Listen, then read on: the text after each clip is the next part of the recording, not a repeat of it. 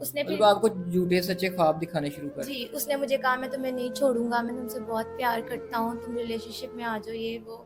तो आपको पता है जब कोई लड़का किसी लड़की को ऐसे ख्वाब दिखाए तो लड़की तो फिर मान ही जाती है। जी, कॉलेज का क्या है कि उसके साथ बाहर होटल में जाती थी, बाहर एन्जॉय वगैरह हम लोग करते थे। ठीक है। ज़्यादातर कॉलेजेस से छुट्टी होती है, आपको पता है फिर। तो मैं फिज़िकल हो गई, कुछ देर बाद मुझे पता चला 1 मंथ के बाद कि मैं प्रेग्नेंट हूँ। जी, तो कहता नहीं, नहीं तुम मेडिसिन खा लो, ये वो, मैं शादी तो तुमसे ही करूँगा लेकिन तुम ना मेडिसिन खा लो अभी ना, ये चीज़ नहीं हमें चाहिए, तुम मेडिसिन खा लो। ठीक है। मैंने कहा नहीं मैं ये बच्चा नहीं मारूँगी, ये बच्चा मैं दुनिया में लाऊँगी।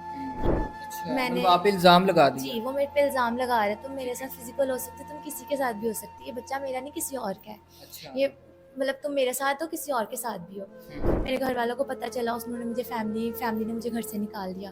उन्होंने कहा कि तुम अब इस लायक नहीं हो कि इस घर में रहो। जो ठीक है। बकाया है वो भी तुम्हारी वज़ह से बच्चे ख़राब होंगे, तुम यहाँ से चली जाओ। चेकअप भी नहीं हुआ, कुछ समझ नहीं आ रही मैं क्या करूँ, किधर जाऊँ? मैं उसके साथ निकाह कर लूँगी, जो इस बच्चे को अपना नाम देगा ना, हुँ, हुँ। उसके साथ मैं निकाह कर लूँगी।